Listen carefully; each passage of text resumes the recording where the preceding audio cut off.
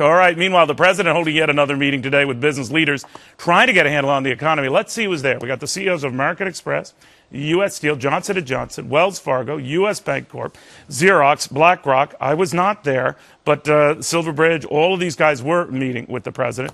Now, the one guy I didn't see on the list, I wonder why. It could be things he said in the past. But anyway, he's with us now.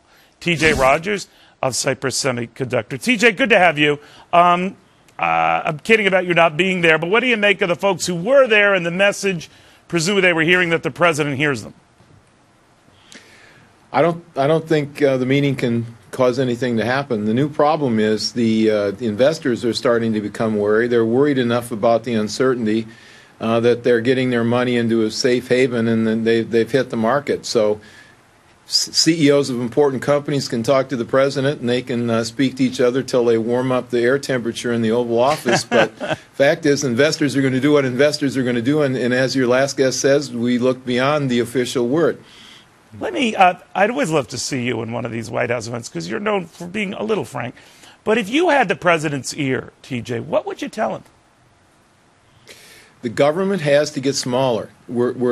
It's not, the deficit is going to be $1 trillion this year, but the government has to get smaller. We have to take a smaller fraction of the money into unproductive government investments where they're investing in green energy, which is a long-shot investment, which has a low return on investment, and we have to put that money back with companies and people. You know, let me just take myself. I'm one of those wealthy people that, you know, they say should take more money. Well, okay, I have a lot of unused money. 90% and 95% of my money is unused. I haven't invested.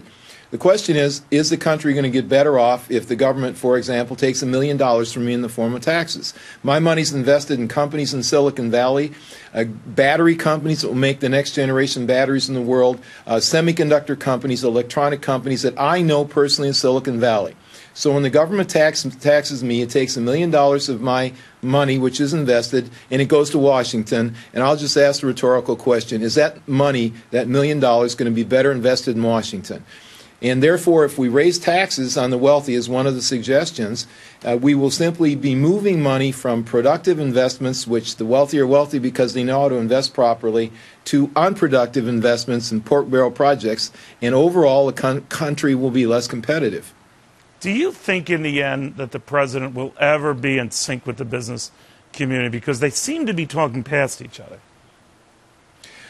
No, I don't think so. The president, as far as I can tell, does not believe in free markets. He believes in the government controlling the economy. He's shown that over and over by his action, regardless of what he says. And I don't think he is. I think he's at loggerheads with many CEOs. By the way, there are many CEOs who aren't free market types. They like government control. They like the government keeping their foreign competitors away. They like government subsidies. So there are many CEOs who don't really believe in free markets. But I believe that the president will never be in tune with business. His philosophy is just at right angles to what business needs. All right, well, there goes your Christmas invite from the White House. But, TJ, always good seeing you. T.J. Rogers of Cypress Semiconductor.